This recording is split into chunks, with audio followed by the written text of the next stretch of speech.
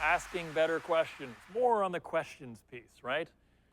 Which skill delivers the greatest success? The greatest success in business and in life? Well, without a doubt, it is communication, right? Communication.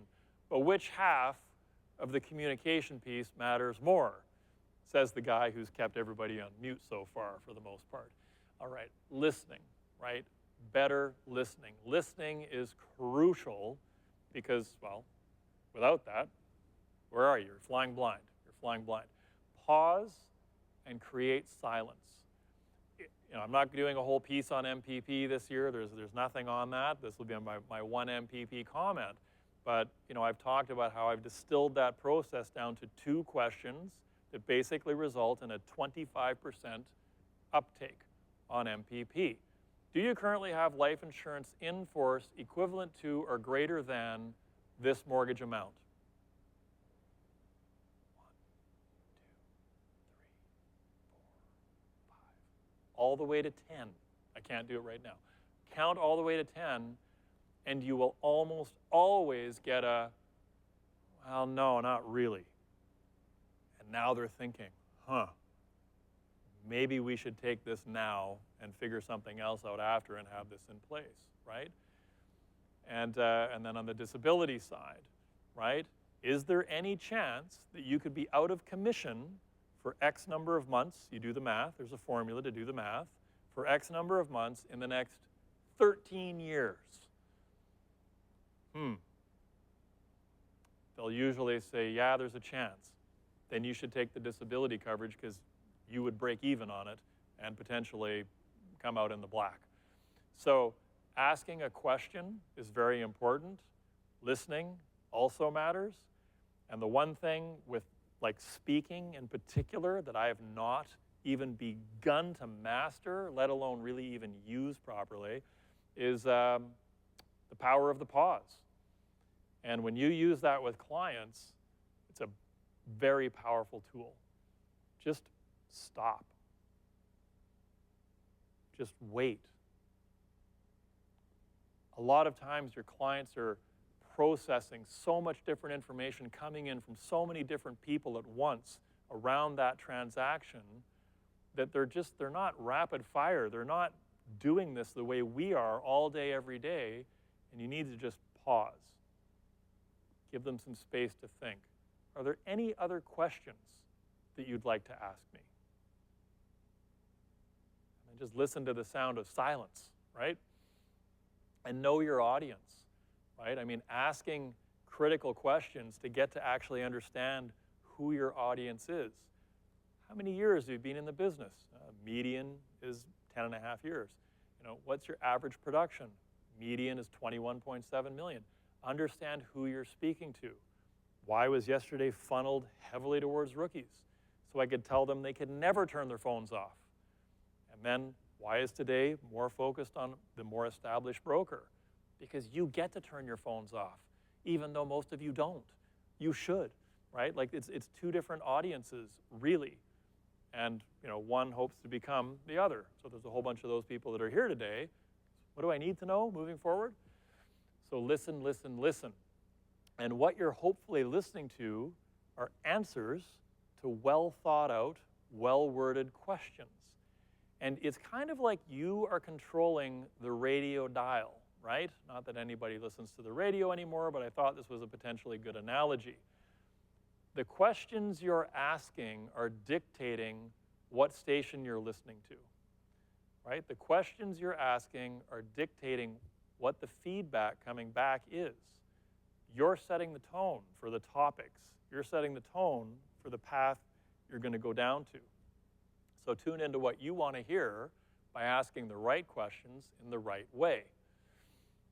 And, look, some questions are absolutely better asked in writing. They are. Some are better asked in writing. The full spelling of a unique name. I had a vast number of Sri Lankan clients. There's a lot of A's. There's a lot of vowels in Sri Lankan names in a lot of instances. And until you get sort of your first 2 or 3 or 4, you don't really get used to, like, okay, hang on a second. And, that's obviously just better asked in writing. And a lot of times it solves for itself anyways these days because we're communicating so much by email. But other questions are much, much better asked verbally. You don't want to ask certain questions in writing, like, what's your number one goal around real estate? Like, what's your number one goal right now that you want to achieve relating to real estate? Well, you don't want someone to ask you that question in writing. Like, what, do you want me to write you an essay now on my goals in real estate? What, like, it seems like a weird question in writing. But verbally, to put that out there, it's very conversational. It can go down all kinds of different paths. My goal is to actually be able to own a home. Okay, well, what does a home look like for you? It's a 400 square foot studio in the heart of downtown because I love the energy and the vibrancy, and that's a home for me.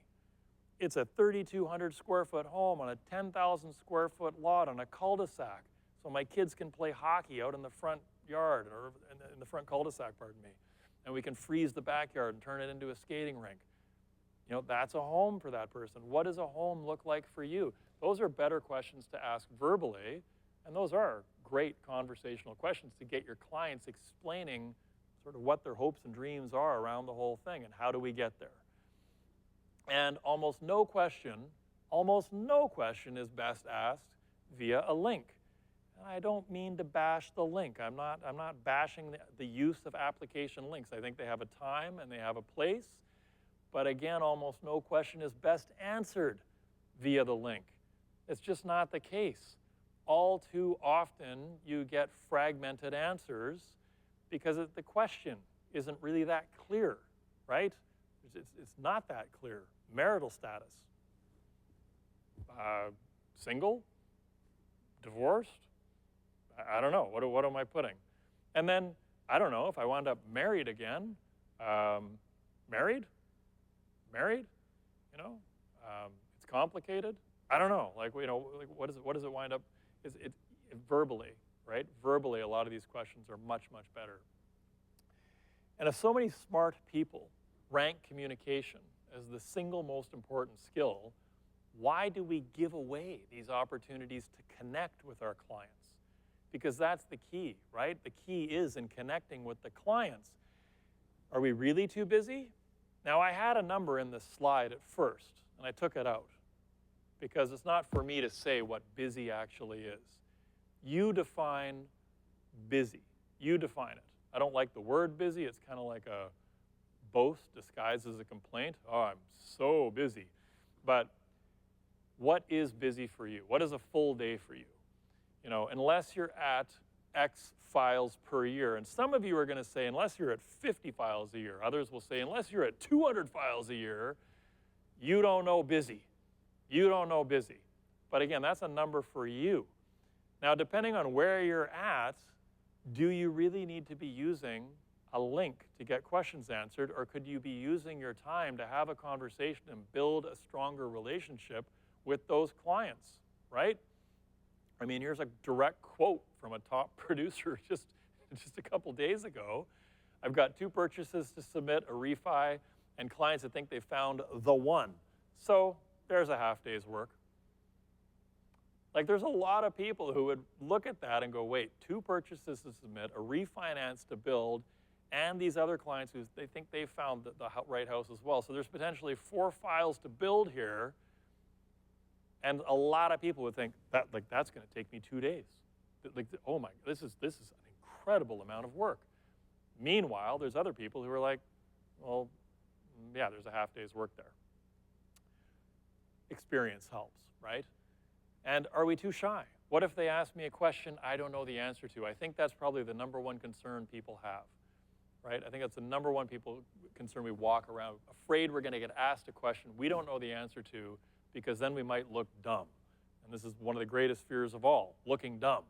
I mean, you put yourself out there, you're taking that chance. It is what it is, right? Are we too X? Many of us feel less than, right? We do. We feel less than. We feel less than authoritative. We feel less than experienced, less than confident, less than qualified. And why? Why do we? I mean, guess what? Our clients feel the exact same way. That's why they've come to us. Even if you've only been in this business for 6 months, even if you've only been in it for arguably for 6 weeks or even 6 days, odds are you know significantly more about the mortgage process than the clients you're speaking with. Not all the time, but most of the time. And certainly if you're 6 years in, 16 years in, you got this. You do know far more than any client's gonna know, short of somebody who just stopped brokering 2 weeks ago. I mean, you heard Rob, I don't like to point out my own errors, but heck, line 150, now it's line, well, Rob wasn't sure, 1,500 or 150,000, 15,000. There's another 0 or 2 on there, right? It's changed. Things are constantly evolving. We're gonna make mistakes, but we're not gonna make as many mistakes as a client would make around the topic of mortgages. Trust me, you know a whole lot more than they do. So turn it back around, and like I say, it's all about asking the questions and taking the notes. The more questions you ask, the more answers you have to listen to, right? That much more practice listening, listening, listening. Ask the questions. And checklists. I've got a variety of checklists I'm going to share with you. There's a few that we're going to share with you today. And by the way, all the documents collectively will be in a Dropbox folder, so you'll have access to everything. But we are going to share a couple different checklists specifically around questions to ask. So the one that I think we're dropping in there right now, it should be in Word format. If it's in PDF, we'll get it to you in Word as well, although you can convert it just as easily. But it's about 40 or 50 questions that are just great conversational questions to be asking your clients during those incoming calls.